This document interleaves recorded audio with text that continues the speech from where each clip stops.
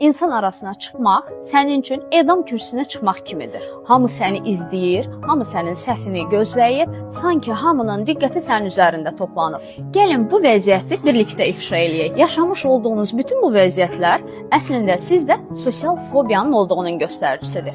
Sosial fobiya isə sanki səni bağlı bir qəfəsə salıb oradan tərpənməyə icazə verir. Bir kafedə kofe içmək sənin üçün ən çətin işgəncədir.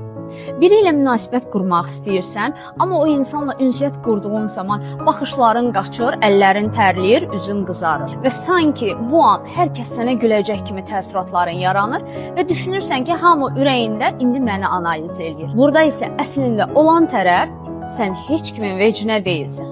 Bu sadəcə olaraq sənin daxili qorxularından irəli gələn həm özgüvənsizliyin, həm də kütlə içərisində özünü ifadə edə bilməmə bacarığındır. Sən bu vəziyyətdə özünün ən qəddar tənqidçinsən. Səhv etmək, yanlış etmək isə bunlar həyatın bir parçasıdır. Atalarda misallar. Hər yanlış bir naxışdır. Amma bu yanlışı öz həyatına necə bir rəng olaraq qatmağın isə sənin əlindədir. Əgər saydığım əlamətlərdən heç olmasa biri səndə varsa, demək ki, daxilən gizli də olsa səndə sosial fobiya var. Bunu isə həll etmək çox asan və dəqiq hədəflənmiş birbaşa psixoterapiyadan keçir.